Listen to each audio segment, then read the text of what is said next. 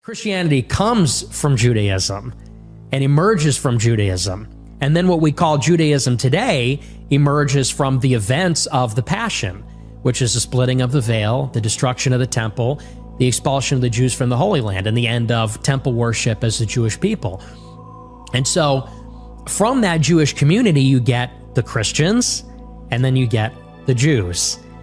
And what's really interesting about the term, there's the theological contradiction, which is that some embraced Christ and said there's no need for temple sacrifice.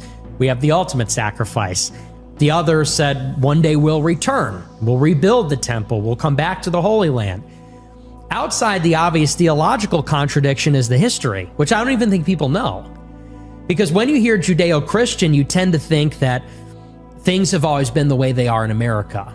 Because in the United States of America, you've had, with some exceptions, notably, Christians and Jews largely living together, especially for the past 100 years, and Jews being assimilated. For the most part, we think they're assimilated into America.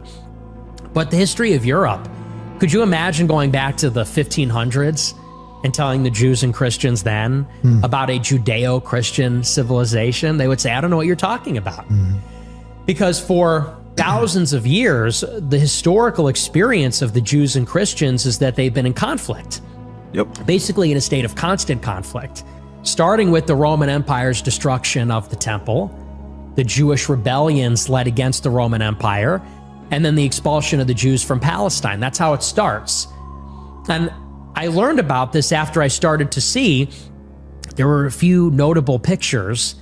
I think one was posted by Brett Weinstein, or maybe his brother Eric, of him flipping off the Arch of Titus in Italy.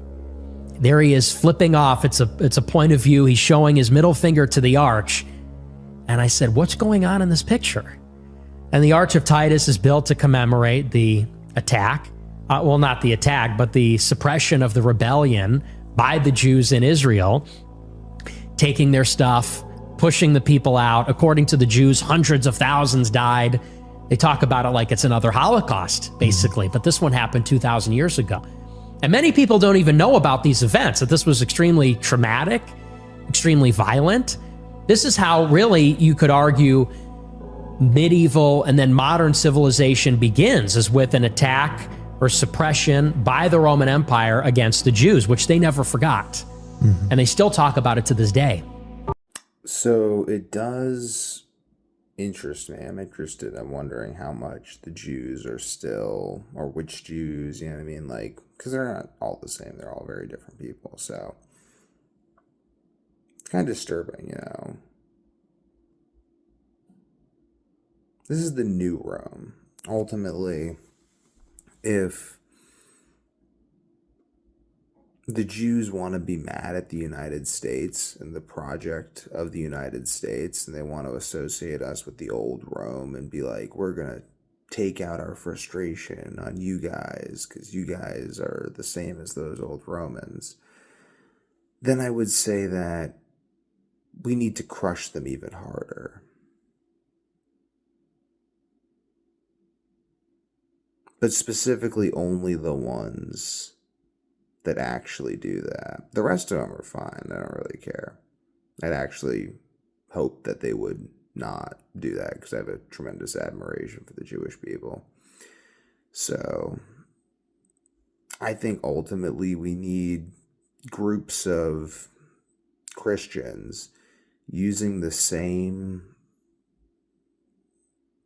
I would say ethnic nepotism, but it should be ideological nepotism. Christians should get to know other Christians and eat with them every week. And by doing that, grow their circle of Christians. Same way Jews have a social circle. They grow through Shabbat. Like, that's how they have nepotism. They just eat meals together once a week. That's it. It's not that complicated. They just have good familial logistics. So Christians do the same thing.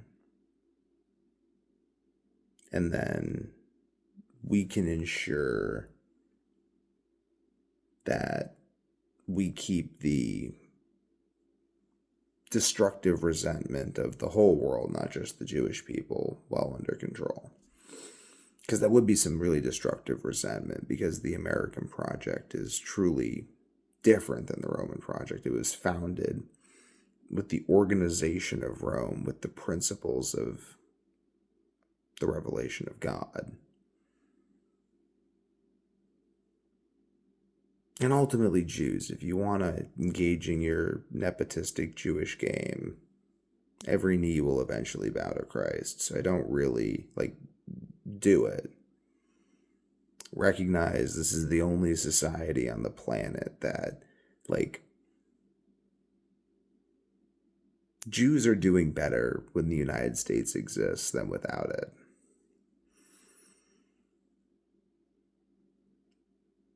We shouldn't use the United States to crush the Jewish people.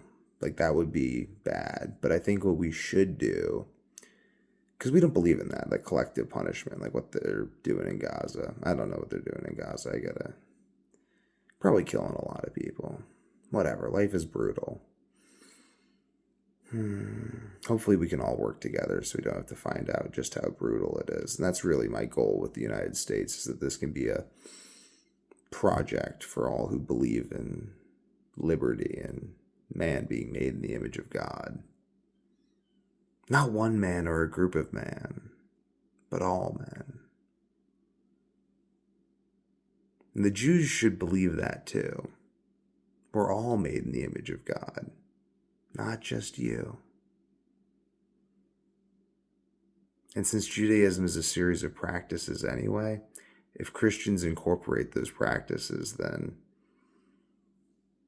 there'd really be no reason the Jews could even rationalize superiority if they were so racistly inclined.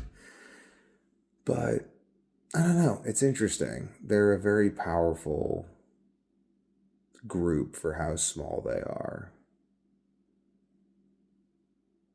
They produce very high IQ individuals through selective breeding. Because in order to be fully Jewish, you got to read from, I think it's the Talmud.